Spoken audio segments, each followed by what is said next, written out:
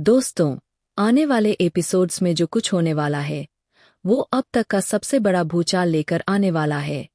कहानी अब उस मोड़ पर पहुंच चुकी है जहां हर किरदार की असलियत सामने आने वाली है और जिन रिश्तों को हमने मजबूत समझा था वो सच्चाई के सामने हिलते नजर आएंगे। जेल में चंद्रिका की हालत देखकर पसीज जाएगा दिल। जेल की चार दीवारों के बीच बैठी चंद्रिका, जिस औरत ने पूरे चौहान परिवार को संभाल कर रखा, आज वही औरत बेबस, टूटी हुई और अपराधबोध में डूबी नजर आती है। चेहरे पर पछतावा, आंखों में डर और दिल में सिर्फ एक सवाल, मैं कहाँ चूक गई। उसी जेल में अचानक अविनाश उससे मिलने आता है। अविनाश, जो हमेशा गलतियों का बोझ लेकर चलता रहा, आज पूरी तरह टूट चुका है। रोते रोते, कांपती आवाज में वह अपनी मानसा चंद्रिका से वो सच कह देता है जिसने चंद्रिका की जिंदगी को पल भर में तहस-नहस कर दिया। मानसा, गोली मैंने चलाई थी देव भाई पर। ये शब्द जैसे ही चंद्रिका के कानों में पड़ते हैं, उसके पैरों तले जमीन खिसक जाती है। वह अविनाश को घूरती है और अगले ही पल उसका गुस्सा फूट पड़ता है। जेल के अंदर ही चंद्रिका का जोरदार थप्पड़, तुम्हें शर्म नहीं आई? अपने ही भाई पर गोली चलाते हुए तुम्हारा हाथ नहीं कांपा? तुम्हारे पास बंदूक आई कहाँ से? अविनाश सिर झुका लेता है और जो जवाब देता है वो चंद्रिका की रूह तक हिला देता है। वो बंदूक आपकी ही थी। बस यही चंद्रिका पूरी तरह टूट जाती है। उसे एहसास होता है कि अनजाने में ही सही, इस पूरे हादसे की जड़ कहीं न कहीं वो खुद बन चुकी है। पुलिस का आना और चंद्रिका का बड़ा फैसला। इसी बीच पुलिस जेल में पहुंच जाती है। अविनाश के कबूलनामे के बाद पुलिस उसे गिरफ्तार करने वाली होती है, लेकिन तभी चंद्रिका आगे बढ़ती है और सबको चौंका देने वाला बयान देती है। गोली मैंने चलाई है। अविनाश बेकसूर है। पूरा माहौल सन्न रह जाता है। अविनाश अपनी मानसा को रोकने की कोशिश करता है, लेकिन चंद्रिका का फैसला अटल होता है। वह अपने बेटे को बचाने के लिए खुद को अपराधी बना लेती है। जाते जाते चंद्रिका घर की सारी जिम्मेदारी, बच्चों की परवरिश और परिवार की डोर वसुधा के हाथों में सौंप देती है। वसुधा की आंखें नम हैं, लेकिन चंद्रिका का भरोसा उसे मजबूती देता है। देव को आता है होश। वसुधा टूटकर मांगती है माफी। उधर अस्पताल में देव जिंदगी और मौत से जूझ रहा होता है। अचानक उसकी उंगलियों में हलचल होती है और उसकी आंखें खुल जाती है। वसुधा यह देखते ही फूट फूट कर रो पड़ती है। वह देव के सामने हाथ जोड़ती है, कान पकड़कर माफी मांगती है, यहाँ तक कि उठक बैठ तक करती है।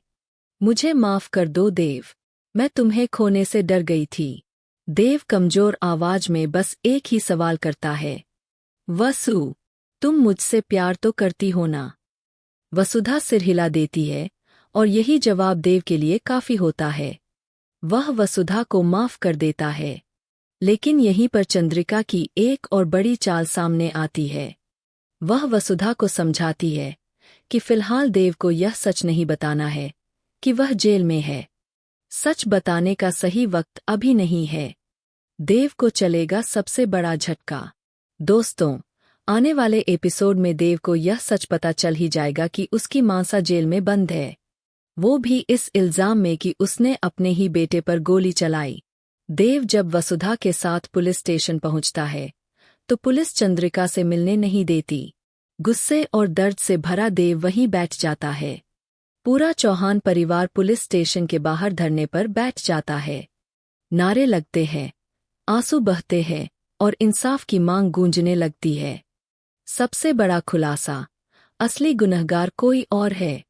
और यहीं से कहानी में आता है सबसे धमाकेदार ट्विस्ट। ना गोली चंद्रिका ने चलाई थी, ना ही अविनाश ने। यह गोली किसी तीसरे ने चलाई थी, और वो तीसरा कोई और नहीं बल्कि कर्मवीर है। जी हाँ दोस्तों, यह पूरा खेल कर्मवीर और करिश्मा ने मिलकर रचा था। उन्होंने ऐसा जाल बिछाया जिसमें अविनाश खुद ही फंस गया। स्वीटू की मदद से इन लोगों ने पूरे प्लान को अंजाम दिया। अविनाश को यही लगा कि गोली उससे चली है, जबकि सच्चाई कुछ और ही थी। असल में गोली करिश्मा को लगने वाली थी। लेकिन एन मौके पर करिश्मा झुक जाती है और गोली जाकर देव को लग जाती है। और सबसे बड़ी बात, वो गोली चंद्रिका की बंदूक से चली ही नहीं थी। वसुधा बनेगी केस सॉल्वर। अब इस पूरे केस को सुलझाने की जिम्मेदारी आती है वसुधा पर। उसकी समझदारी, सूझबूझ और हिम्मत से सच्चाई सामने आने वाली है। वसुधा सबूत इकट्ठा करेगी, कर्मवीर और करिश्मा को एक्सपोज करेगी और यह साबित करेगी कि असली गुनहगार कौन है। करिश्मा और कर्मवीर का चैप्टर होगा हमेशा के लिए खत्म। रिश्तों की जीत और परिवार की वापसी। इस पूरे ड्रामे के बाद देव और वसुधा अलग नहीं होंगे। दिव्या और अविनाश एक होंगे और चौहान परिवार फिर से जुड़ जाएगा। अब तक अविनाश की गलतियों की सजा पूरा परिवार भुगत रहा था, लेकिन अब वक्त आ गया है कि इस सिलसिले पर फुल स्टॉप लगे। अब आपकी बारी दोस्तों, आपको क्या लगता है? क्या सच में गोली अविनाश से चली थी, या कर्मवीर का खेल अब पूरी तरह बेनकाब होगा? कमेंट में अपनी राय जरूर बताइए। ऐसी ही टीवी की लेटेस्ट और एक्सक्लूसिव अपडेट्स के लिए चैनल को सब्सक्राइब करना न भूलें। कहानी अब और भी मज़ेदार होने वाली है। जुड़े रहिए।